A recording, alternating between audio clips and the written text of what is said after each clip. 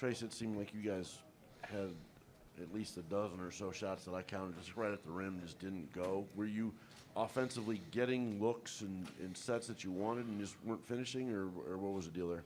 Yeah, I think that we had a few runs in the game, but every time we got close, they'd pull away. It was really just defensively. I think it was more of our defense that we gave up 80 points at home. That's something that can't happen. So we just got to go back to work, honestly, tomorrow and then get ready for Penn State, which is our next game. So. Trayce, how do you explain some of the binds they put you in defensively too? With sometimes you have to double Dickinson. It seemed like they rotated 3-point line and knocked down their shots, or were the rotations late, or what were some of the factors that were going into?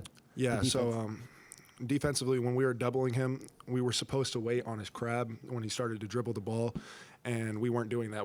He was holding the ball, and so it was easy for him to look over and watch and see who's coming instead of when he was posting up and trying to dribble. So that's on us, and we made that mistake, and he made us pay for it. Hey, Trayce, they started the game 11-4, and then second half they started 12-6 run. The starts of both halves were obviously an issue. Was there any letdown from the emotion of the Purdue win, or kind of what happened at the start of both halves? It's honestly on us. That falls on us.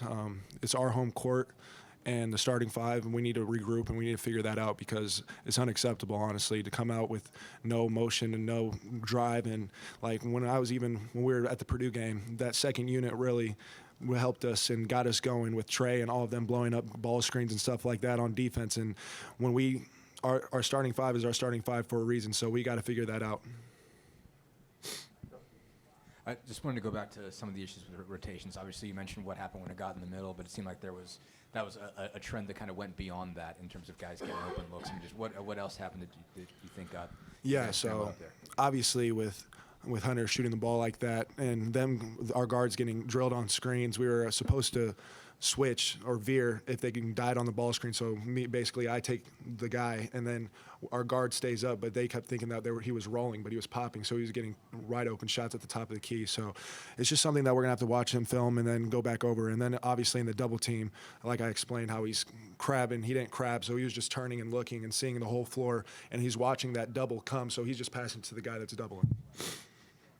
Michigan's three-point success, was that more perimeter defense, or was that just them knocking down shots? I think it's a little bit of both. Obviously, they came in here scrawling, scratching for a win, and they needed this one bad, and they honestly played harder than us, and we didn't defend the line well at all, and that's something that we usually hang our hats on. So it's something that we're going to have to watch in film, and we're obviously get better at it for Penn State.